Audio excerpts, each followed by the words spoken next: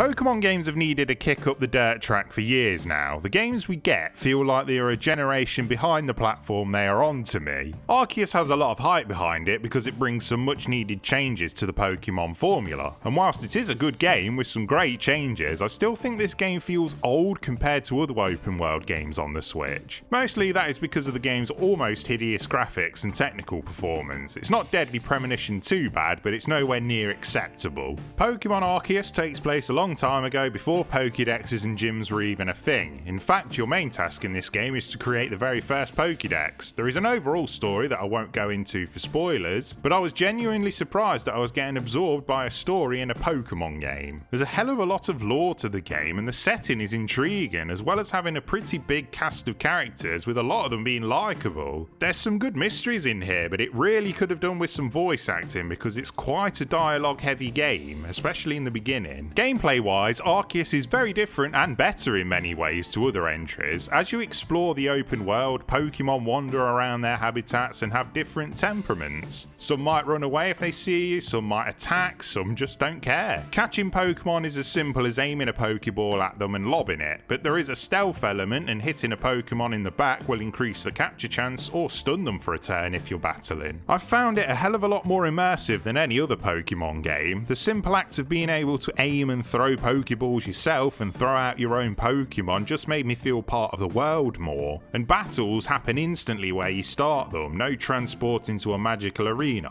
top stuff to keep you immersed. I just keep entering a relaxing trance, wandering the world and catching Pokemon until I stumbled upon one of the very powerful alphas and ran. Basically, these are normal Pokemon but on roids and can massively outlevel you, but if you capture one, you get an hard mate to bring along. There's also some great quality of life improvements, like being able to swap Pokemon's moves in and out whenever you want, no need for all that forgetting stuff from previous games. You get mounts to get across the land easier, it's just so much more convenient and respectful of your time. For the most part anyway, you see, building the Pokédex is more than just catching one of each Pokemon. To complete a Pokédex entry on a single Pokemon, there is loads of objectives to do, like capturing multiple of them, defeating a certain number in battle, capturing them without being spotted. You get the gist. Initially a good idea since it promotes gameplay variety, but it can get tedious, and having 24 pigeons in your storage with no reason to keep hold of them feels like a waste, unless you can sell them to the local dodgy chicken shop. There's a crafting system to build all sorts of useful items like lures and better Pokeballs, and materials are all over the world, and you will need it because you go through Pokeballs fast. And there are tons of side quests that vary massively in quality and ball achiness to complete to get on with. The battle system is similar to what you have played before, and the game is definitely more challenging than other Pokemon games in this area, but for poo reasons. The AI isn't making smart decisions and using interesting strategies to test you, no.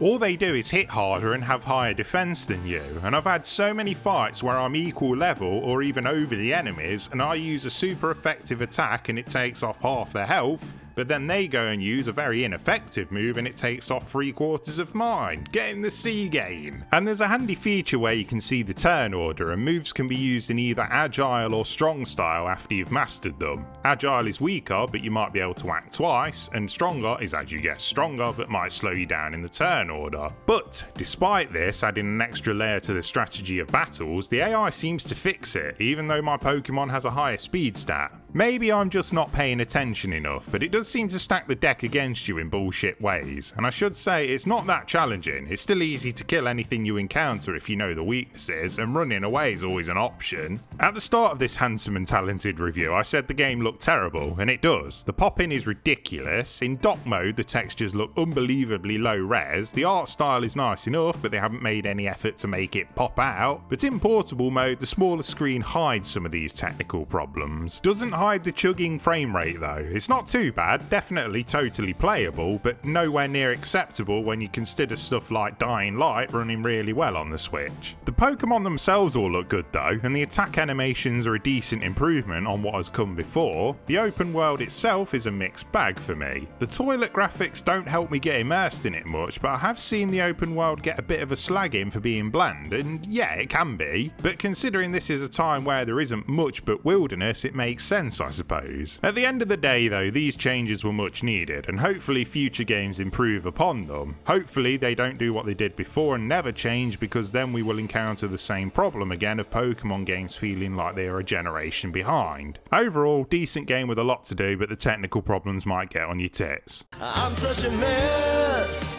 I'm lost, I'm no good at this.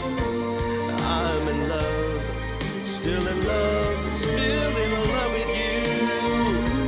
Hard as I try, I can't even drink this pain away. Memories of you, twisting my view. I've been a fool.